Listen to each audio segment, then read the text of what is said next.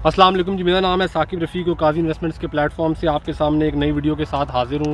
मैंने और रियाज साहब ने एक नया सिलसिला शुरू किया था जिसमें काजी इन्वेस्टमेंट और पीके मार्केटिंग मिलकर ओवरसीज़ पाकिस्तानियों के जो कंसर्न्स हैं रियल स्टेट के अंदर इन्वेस्टमेंट के हवाले से, या जो फ्रॉड हुआ पाकिस्तान में पहले, या जो लोगों के साथ मसाइल हुए, या जो ओवरसीज़ पाकिस्तानी पाकिस्तान में इन्वेस्ट करना चाहते हैं और जनरल क्वेश्चंस पूछना चाहते हैं, इसके ऊपर हमने एक नई सीरीज़ का आगाज़ किया। इस सीरीज़ में हमने पिछले प्रोग्राम में काफ़ी सारे सवालात लिए। हमें इसके हवाले से 100 के करीब सवालात आ चुके हैं। पिछले दफ़ा जब हमने प्रोग्राम बनाया तो हमने उस वक्त 50 कहा था, लेकिन हमारा वो प्रोग्राम देखने के बाद हमें धड़ाधड़ मज़ीद सवालात भेजे जा रहे हैं।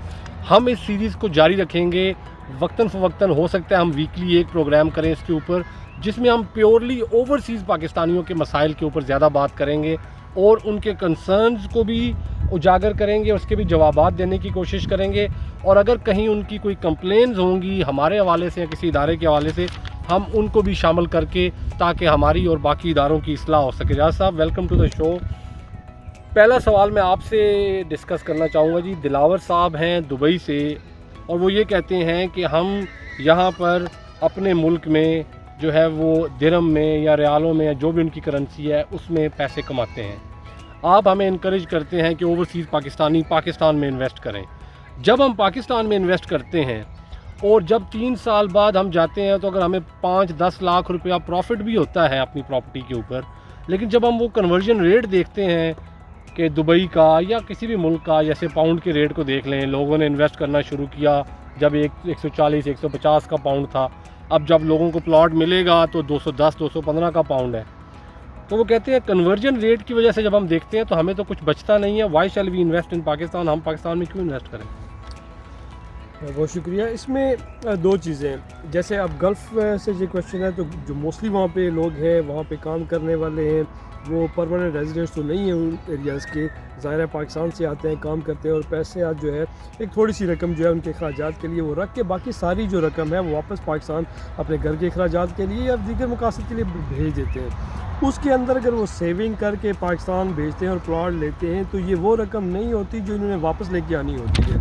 अगर आप वापस ला के कन्वर्ट करें तो फिर तो ये गैप बनता है, लेकिन आपने पैसे पाकिस्तान भेजने ही भेजने हैं और वहाँ पे बैंक में पड़े रहने हैं पैसे, और उसके ऊपर आपको जो है एनुअली आपको 6 या 7% का आपको अगर उसके ऊपर इंटरेस्ट मिलता है, तो उससे बेहतर है कि आप रियल इस्टेट में इन्वेस्ट करें।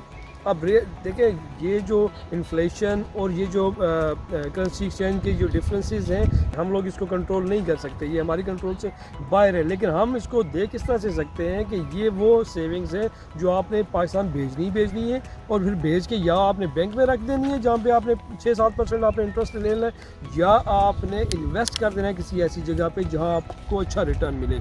अब अगर उसको आप प्रॉपर्ली इसको कैलकुलेट करें तो अगर आपका जो डिफरेंस आता है वो हो सकता है कि आप उसको 5 to 10% लूज़ कर रहे हो करेंसी के कन्वर्जन रेट की वजह से। अब ये नहीं, इतना बड़ा गैप नहीं आ सकता कि आपकी सारी रकम ही उसके अंदर ज़ाया हो जाए। तो ये मामूली फ़र्क होता है और आपने पैसे भेजने ही भेजने होते हैं, इसलिए इसको इतना ज़्यादा उसके ऊपर परेशान नहीं होना चाहिए। जो हमारे आपने पाउंड्स की बात की, बिल्कुल पाउंड में अगर आप देखें कन्वर्जन में डिफरेंस वाकई आया है, अच्छा खासा डिफरेंस आया है। लेकिन इन द मीन टाइम अगर आप उसको लॉन्ग रन में देखें तो आपने जो प्रॉपर्टी 15 लाख की ली थी उसमें 30 लाख का भी हो जाना है, 35 लाख का भी हो जाना है, और आपका जो डिफरेंस है वो तकरीबन आपका ज़्यादा से ज़्यादा डिफरेंस आया है आपका 30-40%। जो आपका ये कन्वर्जन रेट में डिफरेंस है वो 30-40% है। लेकिन इन द मीन टाइम आप जो प्रॉफिट बना रहे हैं वो 100 to 150% बना रहे हैं। तो इसलिए बीच में ये इफ एंड बट्स होते हैं, ऑब्वियसली दैट्स अ बिजनेस, उसमें अप एंड डाउन होते हैं, तो ये चीज़ें ज़ाहिर है पूरे पैकेज में आती हैं। और वैसे भी ये सेविंग करने का एक तरीकाकार होता है, अक्सर होता है ये, अगर आप $50-100 $200 जो है महीने का भेज रहे हैं और प्लॉट बना रहे हैं, अगर वो $100-200 आप यहाँ रोक लेंगे, डेफिनेटली वो $100-200 आप कहीं पे अच्छा खाना खाने पे लगा देंगे। आई एम श्योर कि वो सेविंग इतनी छोटी आसानी से नहीं हो सकती। उसके लिए अपने आप को थोड़ा सा आपको टाइट करना ही पड़ता है। अगला सवाल जी राना शाहिद साहब का है और ये डेनमार्क से हैं और ये मुझे सवाल पूछ रहे हैं। कहते हैं जी बैरिया कराची में जो कुछ हुआ बहुत डर लगता है, साकिब साहब इस पे आप क्या कहेंगे? ये मेरे ख्याल में थोड़ा सा एक सियासी मसला है। अगर आपका कहने का मतलब ये है कि बैरिया कराची में जो आग वगैरह लगी और क्यों लगी और किसने लगाई, इस पे मैं जो है इसको नो कमेंट कह के पास करूँगा, बिकॉज़ मुनासिब नहीं लगता। वहाँ पे मामलात जो हैं वो गवर्नमेंट का काम है उनको डील करना, और ये इसका जवाब जो है वो मलक रियाज साहब बेहतर दे सकते हैं। मैं इसका जवाब देना मुनासिब नहीं समझूंगा, बड़ी माजरत के साथ। अगला सवाल जी शमशेर खान साहब ने। इससे पहले कि मैं शमशेर खान साहब का सवाल जो है वो आपके आगे रखूँ, मेरी गुजारिश आपसे ये है कि प्लीज़ ये हमारा चैनल जो है ज़रूर सब्सक्राइब कर लें, वरना जो मेरा एडमिन है वो बाद में मुझे डांटता है कि आप जो है वीडियो में ये बात ऐड नहीं करते कि चैनल ज़रूर सब्सक्राइब कर लें। शमशेर खान साहब पूछते हैं जी रावलपिंडी रिंग रोड के बाद हर प्रोजेक्ट से डर लगता है, अगर गवर्नमेंट के इतने बड़े प्रोजेक्ट के अंदर इतना बड़ा गफला हो सकता है तो हाउसिंग सोसाइटियाँ या प्राइवेट सोसाइटियाँ या जो हम लोग अपार्टमेंट्स बेच रहे हैं, बिल्डिंग्स बेच रहे हैं, विलास, इनकी क्या औकात है? वही लिखा हुआ है उन्होंने।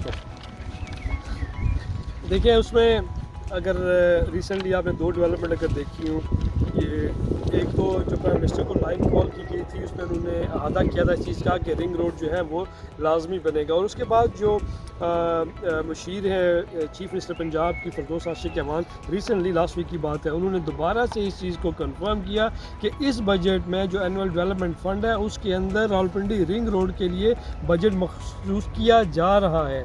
तो इसका मतलब है कि रावलपिंडी रिंग रोड इसी फाइनेंशियल ईयर के अंदर शुरू होगी और अगले साल में वो कंप्लीट होगी। सो इसका जो ओरिजिनल स्केड्यूल था जो 2 साल का था उसी के अंदर ही रहेगी। सो ये इंक्वायरी हो रही थी, उसके अंदर खुदा ना खास्ता ये नहीं हुआ कि उसके 25 अरब का जो है वो करप्शन हो गई है। ये एक इंक्वायरी की स्टेज थी जिसमें शुबा था कि इतनी करप्शन होने के चांसेस हैं, तो ये बर वक्त उसके ऊपर काम किया गया और अभी इसको रिस्टोर कर दिया जाएगा इंशाअल्लाह बहुत जल्द। तो इतनी ज़्यादा परेशान होने की बात नहीं है। मेरे ख्याल में ये रूटीन मैटर भी है, अगर कहीं पे भी कोई काम हो रहा हो, कहीं पे भी कोई प्रोजेक्ट बन रहा हो तो वहाँ पे इंक्वायरी करना, वहाँ पे अगर कोई गलत काम हुआ है उसको पकड़ना और पकड़ के दोबारा से काम को ठीक कर देना, तो इसमें इतनी परेशान होने की बात नहीं है। बिल्कुल। इन द मीन टाइम अगर आप देखें ये मारगला हाईवे है, उसके बाद कोसार टूरिज्म हाईवे भी बनने जा रहा है, तो ये चीज़ें हो रही हैं साथ साथ, तो ये रूटीन के उसको रूटीन में लेना चाहिए, रूटीन में लेना चाहिए। अगला सवाल है जी सऊद खान साहब का, मलाकांड से बिलोंग करते हैं, रहते हैं स्वीडन में। सवाल करते हैं कि लगता है आपके प्रोग्राम्स देखकर भी और एडवर्टाइजमेंट्स देखकर भी कि सिर्फ बड़े शहरों के ही प्रोजेक्ट लाते हैं या बड़े शहरों में ही पाकिस्तान में काम हो रहा है। ऐसा हरगिज़ नहीं है सऊद खान साहब, हम लोग अक्सर छोटे शहरों के प्रोजेक्ट लाते हैं। अभी भी हमारे ही प्लेटफॉर्म से एक तहसील है छोटी सी गुजरात के पास खारियाँ, वहाँ का एक प्रोजेक्ट चल रहा है। पास्ट में हम लोग जो है नौशहरा का एक प्रोजेक्ट हमारा ग्रुप कर रहा था, और फ्यूचर में भी इंशाल्लाह हम मज़ीद प्रोजेक्ट लाएंगे। शायद अभी कोई आप मरी का प्रोजेक्ट भी कर रहे हैं, तो प्रोजेक्ट्स तो चल रहे होते हैं छोटे शहरों के भी। हमने बेसिकली क्या देखना होता है कि जो ओवरसीज़ पाकिस्तानी हैं वो अक्सर बड़े शहरों में ज़्यादा इन्वेस्ट करते हैं। अगर पंजाब के लोग जो हैं वो साहिवाल से हैं या शेखुपुरा से हैं या और छोटे बूरे वाला से हैं, किसी और शहर से हैं, तो वो लोग अपने आप को फैसलाबाद या लाहौर के साथ कनेक्ट करते हैं। तो हम लोग छोटे शहरों के भी, लेकिन आपकी एडवाइस टेक करेंगे इंशाल्लाह, फ्यूचर में छोटे शहरों के ऊपर भी तवज्जो देंगे। आप क्या कहेंगे? जी, इन द मीन टाइम अगर आपको किसी छोटे शहर में, आपके अलावा किसी को भी छोटे शहर में भी कोई चीज़ चाहिए हो तो आप हमसे कांटेक्ट कर सकते हैं, वो भी हम आपको अवेलेबल कर देते हैं, कोई परेशानी की बात नहीं। और इसी यूट्यूब के चैनल के तवसत से मैं, अगर क्योंकि बहुत से डेवलपर हज़रात भी हमारे प्रोग्राम्स देखते हैं, अक्सर डेवलपर्स मुझसे कॉन्टेक्ट भी करते हैं, अपने प्रोजेक्ट्स के बारे में बात करते हैं, एडवाइस भी लेते हैं, बाज़ औक़ात मैं भी उनसे एडवाइस लेता हूँ, हम एक दूसरे से सीखते हैं। अगर छोटे शहरों में बिलखसूस KPK में से कोई हमारी वीडियो देख रहा है कोई डेवलपर, तो वो हमसे कांटेक्ट कर सकता है ताकि हम सऊद खान साहब के लिए आपसे कुछ लेकर इनको देख सकें। अगला सवाल है जी हमें Intsar Ahmad UK, why cash in UK, कहते हैं जी कि why not payment in the UK other than smart city. उनका सवाल ये है कि कैपिटल स्मार्ट सिटी जो है उनकी तरफ से एक फैसिलिटी दी गई, UK में ही बैंक अकाउंट था, यहीं पे पेमेंट हो जाया करती थी, अभी भी होती है UK और यूरोप वालों के लिए। तो वो कहते हैं बाकी जो आप लोग प्रोजेक्ट्स लाते हैं तो काजी इन्वेस्टमेंट जो है वो क्यों नहीं ऐसे अरेंजमेंट बनाती ताकि उन सारे प्रोजेक्ट्स की पेमेंट जो है यहाँ पे हो सके। क्या कहेंगे आप इसमें? जी बिल्कुल, इसमें आप ज़रा मुझसे बेहतर जवाब दे सकेंगे, लेकिन मैं अपना हिस्सा डाल देता हूँ कि देखें 2 पॉइंट ऑफ व्यू है, एक डेवलपर का पॉइंट ऑफ व्यू है और एक जो है आप जैसे इन्वेस्टर का पॉइंट ऑफ व्यू है।